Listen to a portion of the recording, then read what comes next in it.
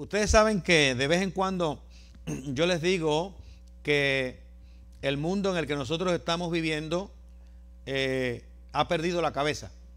Ustedes saben que estamos en un estado de locura global. No es nada nuevo. Esta es una idea que estaba leyendo el otro día en Alemania, porque no es en Estados Unidos solamente que este problema está ocurriendo, donde la gente ha perdido su cordura. Pero en Alemania es uno de los pocos países en el mundo occidental donde se acepta la eutanasia, donde las personas pueden decir, yo no quiero seguir viviendo, y le dan una inyección y los matan. En Alemania se permite eso. Eso es legal. Obviamente, especialmente para personas que están sufriendo de alguna enfermedad. Pero nosotros estamos en un estado de demencia, de demente tan fuerte, que en Alemania, si una persona quiere que le ponga la inyección para morir, no es elegible para morir a menos que se haya puesto primero la vacuna del COVID. Ustedes se ríen, ¿verdad? Cuando yo lo leí no lo podía creer. Y es que, hermanos, nosotros estamos viviendo en un mundo donde la cordura se ha ido. ¿Cuál sería el propósito de darle la vacuna de COVID a una persona que se va a inyectar para morir? Pues no es elegible para recibir, para morir si no se ha puesto la vacuna de COVID. Imagínense ustedes. Así que estamos viviendo en un mundo de muchas dificultades. Eso es solamente una nota curiosa de dónde estamos y hacia dónde vamos. Y cada uno de nosotros tenemos que estar alertas, pendientes. Tenemos que estar con las mentes dispuestas a recibir la verdad y no permitir que la mentira nos engañe. Amén. Bueno, hoy es el primer día de advenimiento, y yo quiero que ustedes me acompañen en el Salmo 42. El Salmo 42. Yo voy a leer 4 versículos, pero me voy a hacer referencia al resto del Salmo en la conversación de esta mañana. En el Salmo 42.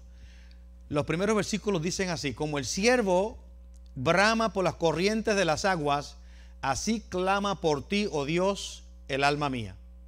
Mi alma tiene sed de Dios, del Dios vivo. ¿Cuándo vendré y me presentaré delante de Dios? Fueron mis lágrimas mi pan de día y de noche, mientras me dicen todos los días, ¿dónde está tu Dios? Me acuerdo de estas cosas y derramo mi alma dentro de mí, de cómo yo fui con la multitud y la conduje hasta la casa de Dios, entre voces de alegría y de alabanzas del pueblo en fiesta. Oramos. Señor, te damos gracias por esta oportunidad de compartir. Te damos gracias por esta oportunidad de estar en este momento de confraternización los unos con los otros, de conocernos, de crecer juntos, de vivir juntos, de poder compartir tu palabra, pero también nuestras vidas los unos con los otros. Bendice a todas las personas que nos visitan y a todos aquellos que nos escuchan a través de las redes. En el nombre de Jesús. Amén. Esperanza. ¿Qué es esperanza? ¿Qué significa tener esperanza? Nosotros podemos mirar la palabra esperanza y pensar que estamos hablando de esperar el bus que nos venga a recoger. Estamos esperando el bus. Pero eso es como estar en un sitio donde uno no tiene que moverse y el bus va a llegar ahí. Nosotros en Puerto Rico le decimos guagua. Ustedes saben eso, ¿verdad? Nosotros decimos guagua. Pues el bus va a llegar a ese lugar y nosotros estamos ahí, estamos esperando. Pero esa no es la esperanza de la que Dios habla. Las Escrituras nos habla de esperanza desde una perspectiva un poquito diferente. Y yo quiero compartir con ustedes unos pensamientos acerca de eso. Como ustedes saben, a mí me encantan los deportes. Me encanta el béisbol, particularmente la pista y campo y otros deportes. Y en el 1992, mientras estaba viendo las Olimpiadas Mundiales en Barcelona, España, iba a comenzar a correrse la carrera de los 400 metros planos. Y había un corredor de Gran Bretaña que se llama Derek Redmond, y él tenía el sueño de su vida, era ganar la medalla de oro en esas Olimpiadas. Había entrenado toda su vida para ese momento. Estaba en la mejor forma de su vida, estaba bien preparado para correr. Llega el momento de la carrera, en las semifinales, suena la bala, la pistola y salen los corredores corriendo. Redmond estaba ganando la carrera, estaba aventajando y cerrando la distancia entre los corredores que estaban enfrente de él. Pero cuando estaba por doblar la última curva de los 400 metros, sintió que algo se le desgarró en el muslo derecho. Y empezó y cayó a la pista. Se levanta en un momento de agonía, casi llorando, casi no podía mover su pierna y comenzó a tratar de terminar su carrera. Pero el dolor había llegado a ser tan fuerte, pero él quería terminar su carrera. Y de las gradas sale un señor corriendo y llega donde estaba Redmond y lo agarra, y la policía quería sacarlo del medio, pero el señor le dijo que no, y agarra a su hijo y le dice, era el papá de Redmond, y le dice, tú no tienes que hacer esto, no tienes que terminar. Y Redmond le dice, sí, tengo que terminar. Sí, tengo que terminar. Se abrazaron y corrieron o caminaron los últimos 100 metros abrazados. Ese día, Derek Redmond no ganó la medalla de oro. Pero ese evento, ese momento en el que él terminó su carrera, en el que él, en una forma honorable, decidió no rendirse, ha llegado a ser uno de los momentos más espectaculares en la historia de las Olimpiadas, donde le da esperanza y valor y deseos de competir a otros atletas. Si usted nunca ha visto ese momento en YouTube, vaya y véalo, buscando la carrera de Derek Redmond en Barcelona en el 1992. Como yo soy fanático de las Olimpiadas, especialmente de la pista y campo, yo vi ese evento cuando ocurrió. Y de vez en cuando reflexiono acerca de esa situación con este señor llamado Derek Redmond. Nosotros todos nos vamos a encontrar en la vida con dificultades. Nosotros vamos a encontrar en la vida diferentes miedos, diferentes amenazas que nos van a acechar y que en muchas ocasiones nos va a hacer sentir sin esperanza, o en muchas ocasiones nos va a desanimar para continuar y terminar la carrera que tenemos por delante. Pero decía el señor Clare Boothe Luce que no hay situaciones sin esperanza, solamente hay personas que se rinden y pierden la esperanza. No hay situaciones sin esperanza. Lo que hay son personas que se rinden y pierden la esperanza.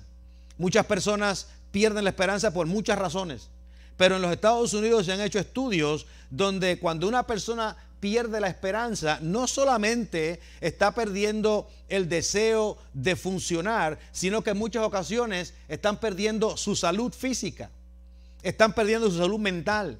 Y dice que una persona que pierde la esperanza va a llegar a una muerte prematura, o en otras palabras, va a morir por consecuencias que no son necesariamente físicas cuando se pierde la esperanza. Cuando yo estaba en el ejército, decíamos que un soldado, una de las principales evaluaciones que hacíamos de los soldados era saber si estaban sin esperanza o si habían perdido la esperanza. Porque el soldado que había perdido la esperanza iba a llegar a un punto donde el suicidio se iba a convertir en una opción. Y nosotros entendemos las dificultades que las personas pueden tener cuando han comenzado a considerar una salida de la vida sencillamente porque no tienen esperanza para el día de mañana. Y se nos hace difícil sobreponernos a estas situaciones. Muchas personas se llenan de miedo, otros se aíslan, otros experimentan dolor, otros experimentan la falta de propósito, otros se desesperan, y muchas personas en la sociedad están dañados, están quebrantados con sus dolores y con sus pérdidas, y no tienen un lugar o una situación donde ir para restaurar su esperanza y su deseo de vivir, porque han perdido no solamente la esperanza, sino que han perdido la fe, han perdido la posibilidad de una vida satisfactoria, porque están solos, aislados y sin remedio. Es como estar en una habitación donde las paredes están cerradas, no hay ventanas ni puertas ni forma de salir. La persona se desespera. La persona pierde el deseo de vivir y comienzan a perder no solamente el deseo de vivir espiritualmente, sino físicamente. Dice que una persona que pierde la esperanza en todas sus facilidades o en todas sus facultades, comienza a sentir inflamaciones en el cuerpo y en el cerebro. Imagínense ustedes, la pérdida de esperanza produce inflamaciones en el cuerpo, en el cerebro, y esas inflamaciones van a producir enfermedades, incluyendo procesos o enfermedades cardíacas. Cuando se pierde la esperanza, vivimos en un estado de desesperación. Por eso cuando hablamos de esperanza y hablamos de que Cristo es nuestra esperanza, de que Dios nos da esperanza, estamos hablando no solamente de ese momento donde nosotros decimos vamos a irnos al cielo un día o vamos a estar con Dios un día, sino que nos está dando una forma de vida hoy, una forma de vivir hoy que es diferente a lo que el mundo nos puede ofrecer. El salmista en este Salmo 42 comienza hablando.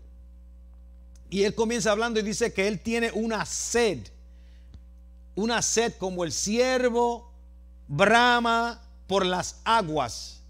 Así clama por ti, oh Dios, el alma mía. Como las corrientes, así clama el alma mía. Y estamos mirando al salmista y preguntamos, ¿en qué posición estaba el salmista en esta situación? ¿Qué estaba ocurriendo con él en este momento? Que él explica o hace esta declaración, donde él se siente aislado, separado de Dios, perdiendo su sentido de quién él era en su relación con Dios. ¿Dónde estaba él? Bueno, la historia nos dice que cuando el salmista escribe este salmo, él estaba en el exilio. Había sido rechazado por su pueblo en Israel, había escapado, estaba solo, estaba distante, no tenía acceso al templo de Dios, y mientras estaba en esa condición sentía que el mundo se le iba a caer encima. Su dolor espiritual, su dolor emocional, su aislamiento, el estar solo, el sentirse solo, había comenzado a tener un impacto negativo en la vida del salmista.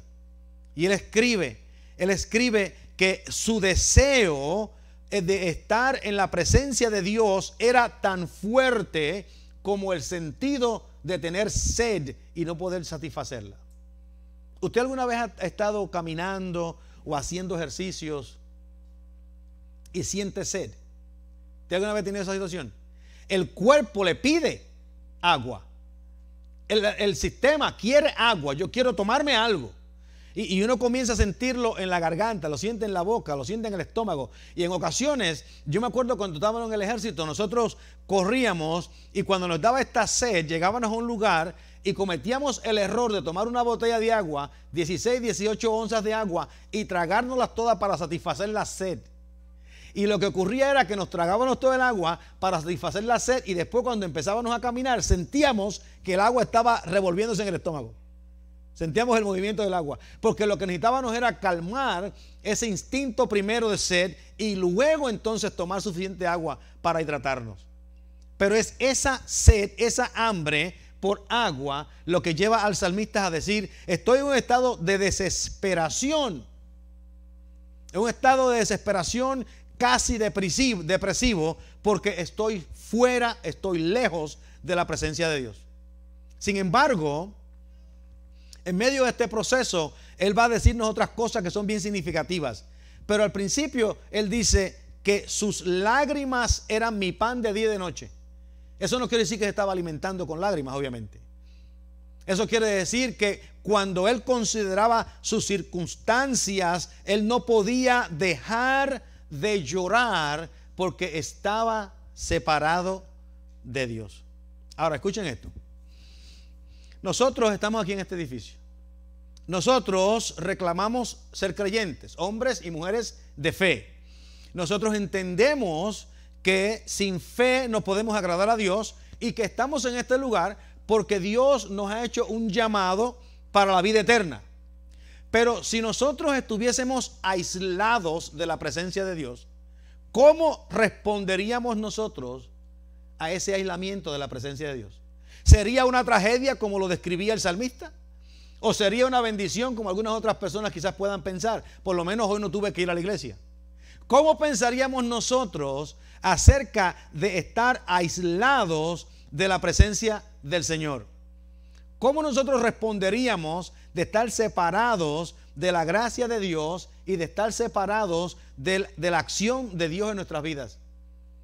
Nosotros vivimos en una nación, en un lugar, en un mundo donde es muy cómodo para nosotros vivir de la forma que querramos. Tenemos todos los beneficios del mundo. Aquí en Estados Unidos hasta las personas más pobres tienen aire acondicionado en sus casas, 2 carros, neveras, televisores y tienen que ser de 55 pulgadas o más. Aquí en Estados Unidos los más pobres tienen de todo. Tenemos casas, si no tiene casa que es por dueño propio, puede rentar y pueden vivir una vida bastante cómoda en un lugar en los Estados Unidos. Y como hemos llegado a ser tan y tan cómodos, asumimos que estamos viviendo esa comodidad porque Dios nos bendice. Y en cierto sentido eso es real, eso es verdad. Dios nos ha bendecido. Pero el problema que tienen muchas personas es que no sabemos dar gracias por las bendiciones que hemos recibido. Decíamos el pasado martes, hablando acerca de la acción de gracias, que la única respuesta apropiada a la gracia de Dios es gratitud. Es la única respuesta apropiada. Cuando alguien le ofrece un regalo, cuando alguien le extiende la mano, esa persona no está esperando una paga, no está esperando un retorno del mismo favor, sino lo que está esperando es solamente la acción de gracias. Dar gracias por lo que has hecho. Si más tarde puedo reciprocar tu gracia, lo hago. Pero lo más importante es que en el momento de recibir la bendición podamos ser agradecidos. Las personas en Estados Unidos no son agradecidos y sabemos que no son agradecidos porque esa sed por Dios no existe. Esa sed de buscar a Dios no existe. Es más, yo les diría a ustedes que uno de los problemas más grandes que nosotros tenemos en los Estados Unidos es que no sabemos ni sufrir ni experimentar dolor. Porque cuando sufrimos o experimentamos dolor, en lugar de buscar refugio en el Señor, lo que hacemos es rechazar a Dios, separarnos de Dios, enojarnos como un niño engreído que quería que sus papás le dieran $5 y porque le dieron 1 se enojó, comenzó a dar patadas en el suelo y se fue corriendo llorando para su habitación, no sabiendo que en su casa lo tiene todo. En su casa lo tiene todo. Pero a veces, como niños engreídos, cuando tenemos el más mínimo problema, no solamente no sabemos cómo resolverlo, sino que entramos en pánico, porque no sabemos ni cómo vivir, no sabemos ni cómo manejar las circunstancias que tiene la vida. Déjeme decirle, por si usted no lo sabía, algo que es muy importante. En esta vida a usted nadie le debe nada. Si usted no sabía eso, debe saberlo. Nadie le debe nada. Eso no quiere decir que nosotros no podamos relacionarnos con otras personas. Eso no quiere decir que nosotros no podamos entender o ayudar a otras personas. Eso quiere decir que su expectación de que los demás le deben sus vidas a usted es una expectación falsa. Es una expectación falsa. La única expectación que nosotros debemos tener de Dios es que su gracia nos fue dada en la persona de Jesucristo y a través de Él podemos tener reconciliación con Dios. Oigan, hermanos, la reconciliación es con Dios. Nosotros venimos porque hemos sido reconciliados con Dios. Y si uno quiere ser reconciliado con Dios, eso quiere decir que uno tiene que tener una sed de ese Dios para necesitar reconciliación. Déjenme decirle de esta forma.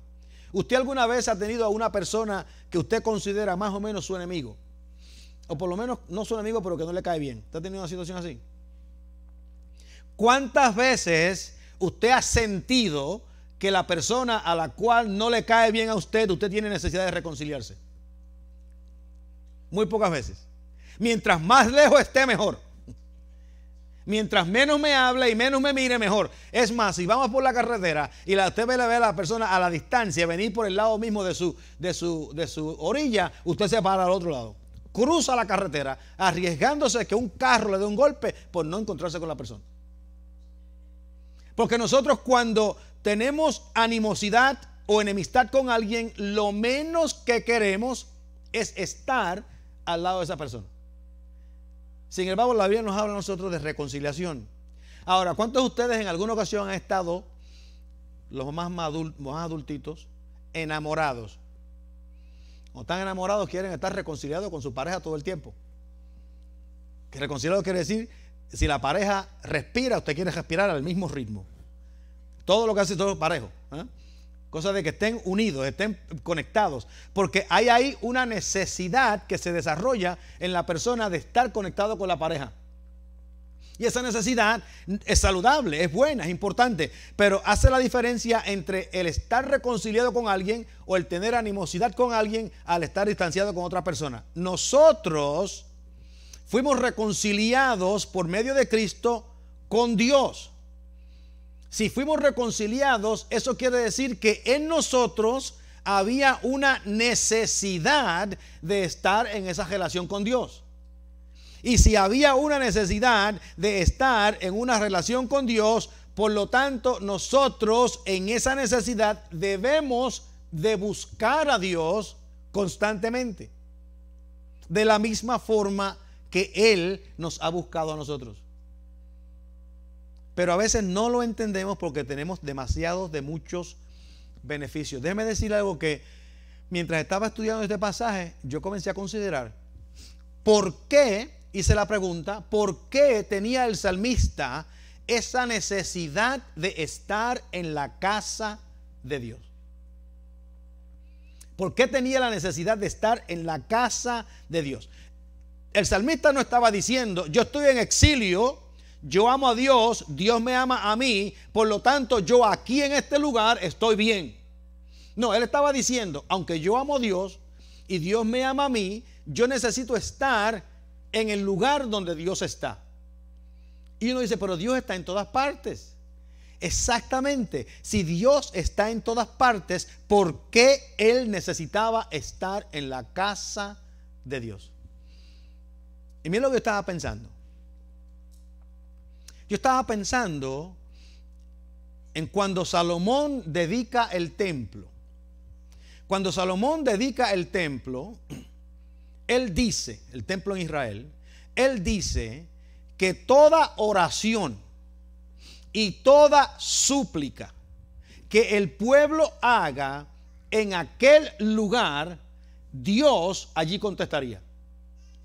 En otras palabras, por alguna forma, de alguna razón que Dios tiene, el templo era el sitio, el lugar donde Dios venía a conectarse con su gente. Y era el lugar donde la gente venía a conectarse con Dios. Y nosotros hoy leemos la Biblia y decimos, pero es que nosotros nos podemos conectar con Dios en todos lados. Y yo creo que eso ha sido un error de parte de la iglesia moderna. Donde nosotros comenzamos a hablar de que Dios está en todos lados, por lo tanto yo como individuo represento el lugar sagrado de Dios. Y el mensaje bíblico no es ese. El mensaje bíblico es que la iglesia como pueblo es el lugar sagrado de Dios. No el individuo, sino la iglesia como pueblo. Si la iglesia recibe la presencia del Espíritu Santo y nosotros cada uno hemos sido sellados por el Espíritu Santo y nosotros hemos confundido el haber sido sellado con el Espíritu Santo con el ser la iglesia individualmente. Y nos damos cuenta que la iglesia es un cuerpo, que la iglesia es una congregación, que la iglesia es un grupo de personas donde se reúnen y en medio de ese grupo es que la presencia de Dios viene. No en el individuo. Por eso fue que el Señor dijo, donde hubieran 2 o 3, no dijo donde hubiera cada uno, sino donde hubieran 2 o 3, o sea, donde hubiese un grupo en mi nombre, lo que pidieren yo lo daré, o lo que ataren en la tierra yo lo ataré en el cielo, y lo que soltaren en la tierra yo lo soltaré en el cielo. Él no dijo que el individuo, la persona separada del cuerpo, individualmente, corriendo por sí solo, viendo televisión en su casa, es suficiente para representar el cuerpo. Y yo me pongo a pensar en eso. ¿Cómo es posible que nosotros hayamos llegado a una posición, quizás el COVID-19 no nos ha bendecido en esa parte, pero que hayamos llegado a una posición donde nosotros podamos decir, estoy bien en casa, no necesito la congregación, no necesito el lugar donde los santos están, donde el cuerpo de Cristo está? Hermanos, el cuerpo de Cristo no está desmembrado. El cuerpo de Cristo funciona como una entidad. No funciona como los dedos en la parte sur de Columbus, la cabeza en el centro de Columbus y los pies en el parte norte de Columbus. El cuerpo es una entidad, es una sola entidad, y eso representa el lugar sagrado donde Dios se manifiesta. Ese lugar es aquí, donde estamos nosotros. Y yo sé que esto es un poquito difícil a veces para nosotros agarrarlo, porque hemos estado convencidos de alguna forma por los últimos 2000 años de que nosotros individualmente representamos el cuerpo de Cristo. Hermanos, no. Eso es una falsedad, es una mentira. Si lo estábamos creyendo hasta hoy, bórrelo, porque el cuerpo de Cristo somos todos nosotros juntos. Vivimos en una sociedad muy individualizada. Al decir una sociedad muy individualizada, quiere decir que yo soy yo y nadie más cuenta. Allá en Puerto Rico decíamos, comí yo, comió el mundo. En otras palabras, no importa lo que pase con el resto de la gente. Si pasan hambre, es problema de ellos. Pero el cuerpo de Cristo no funciona de esa manera.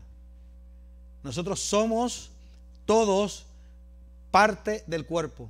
Cada uno tiene diferentes dones. Cada uno tiene diferentes opciones. Cada uno tiene diferentes habilidades. Pero todas esas habilidades comienzan a funcionar cuando nosotros somos el templo de Dios, donde el Espíritu de Dios mueve, se funciona, actúa a través de nosotros.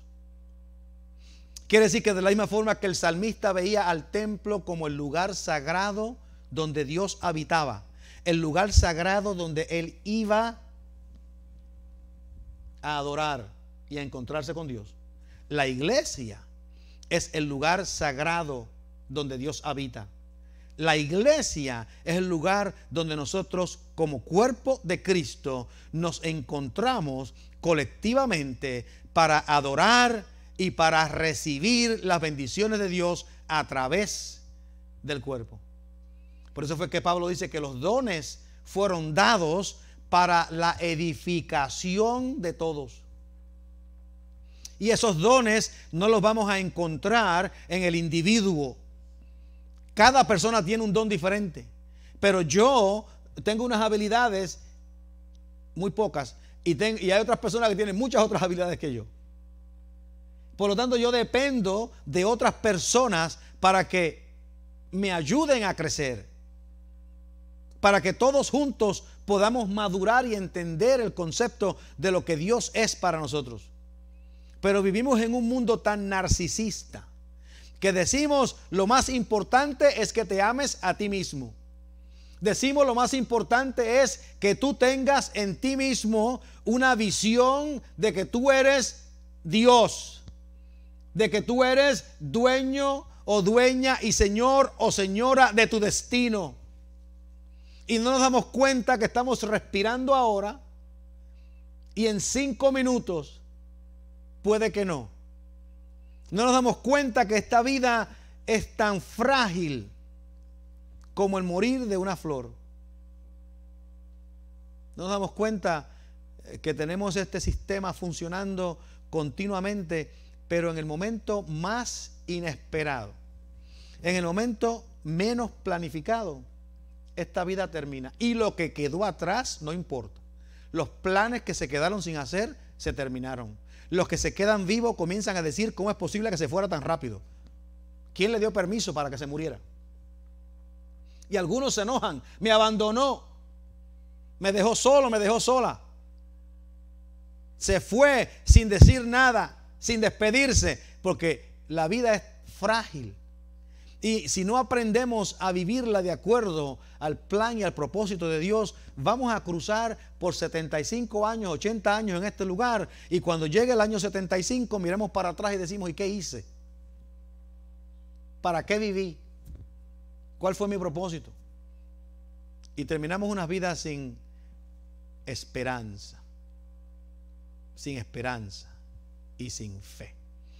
Déjenme decirle que cuando tenemos tribulaciones en la vida, ya sean físicas o espirituales o emocionales, nuestra esperanza está en el Señor.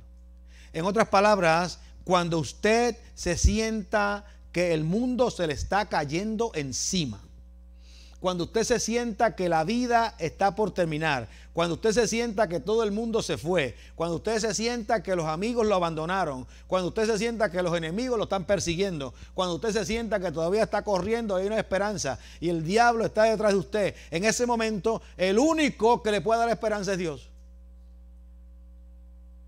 Por eso es que nuestra relación con Dios debe de afirmarse antes de que llegue la prueba, antes de que llegue la tribulación, antes de que llegue la persecución, para que cuando la persecución venga, estemos preparados para recibirla y sobrevivirla. El salmista dice estas palabras en el verso 5 y 6. ¿Por qué te abates, oh alma mía, y te turbas dentro de mí? En otras palabras, fíjense lo que el salmista está diciendo con estas dos preguntas. ¿Por qué te abates y por qué te perturbas dentro de mí? Y después dice acá el texto, espera en Dios. Yo quiero decirles que esa frase, espera en Dios, debe ser traducida, ten esperanza en Dios. O tu esperanza está en Dios. No espera en Dios. Él no está esperando por el bus. Él no está esperando que Dios viniera. Él lo que tiene que hacer era proyectar su esperanza en Dios. Ten esperanza en Dios o tu esperanza es Dios. Por eso es que él dice, ¿por qué te abates? Ten esperanza en Dios, tu esperanza está en Dios. Entonces alábale porque Él es la salvación tuya y el Dios tuyo. Eso no quiere decir que no podamos decirle, Señor, mi alma está abatida. Estamos en tribulaciones. La situación está difícil. El mundo está en contra mía. Estoy enfermo. Me duelen los huesos. Eso no quiere decir que no podamos decirle eso al Señor. Pero eso quiere decir que esas cosas nos deben de impedir que satisfagamos nuestra sed espiritual con la relación con Dios.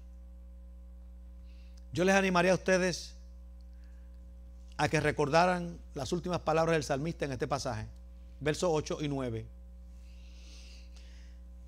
Nuestra esperanza no está en las circunstancias. Nuestra esperanza no descansa en nuestros trabajos, en nuestra economía, en nuestra fuerza física, que se va mañana. El dinero desaparece, las amistades se van. Nuestra esperanza no está en lo que el mundo nos ofrece. Nuestra esperanza está en la fidelidad de Dios.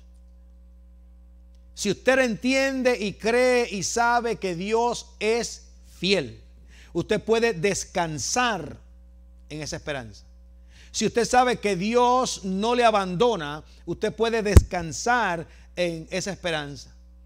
Decía un pasaje en uno de los salmos, aunque mi padre y mi madre me dejaren, Jehová con todo me recogerá.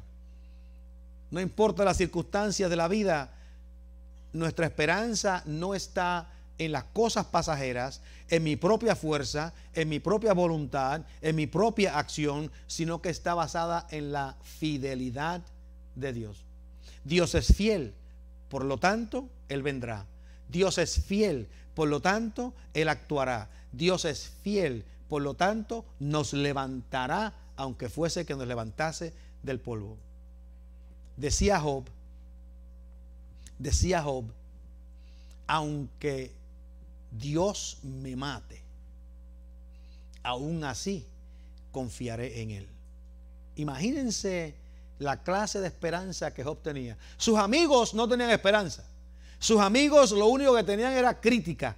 Pero Job tenía una esperanza en Dios, porque él dice, aunque me mate, yo sé que me levantaré del polvo, de lo más bajo en que pueda encontrar.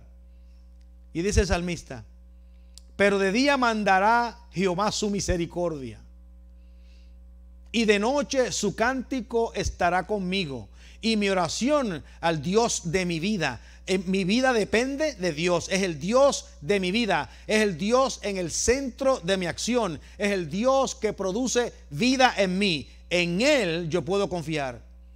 Diré a Dios, roca mía. La palabra roca mía quiere decir fundamento sólido, inmovible.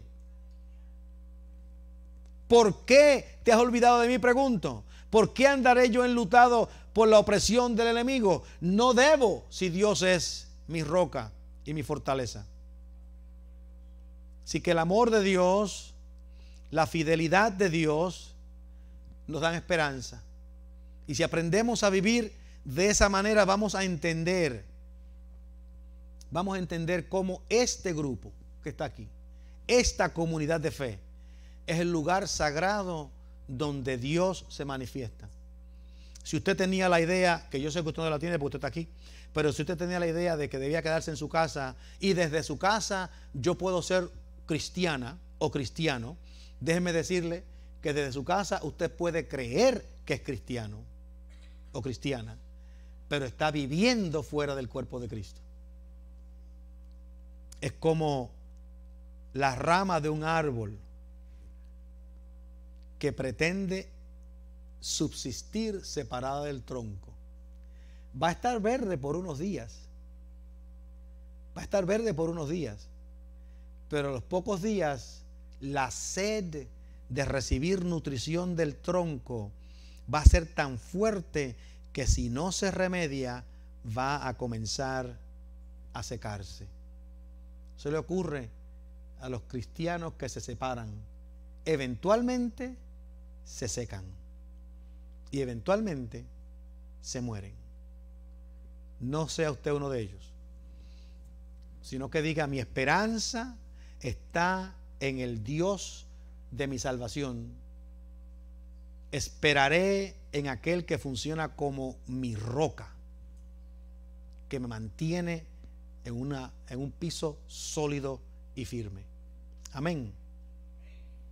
Damos gracias a Dios. Señor, te damos gracias por esta bendición en el día de hoy y pedimos que cada uno de nosotros continúe desarrollando conciencia de nuestra vida juntos, como tu pueblo, como el cuerpo de Cristo. No permitas, Señor, que empecemos a aceptar doctrinas falsas, creencias falsas, que realmente lo único que nos hacen es daño, aunque no lo percibamos. Bendice a nuestros hermanos, hermanas en este lugar, a los que nos vieron a través de las redes, y que, Señor, tu bendición nos acompañe todos los días de nuestras vidas. En el nombre de Jesús. Amén.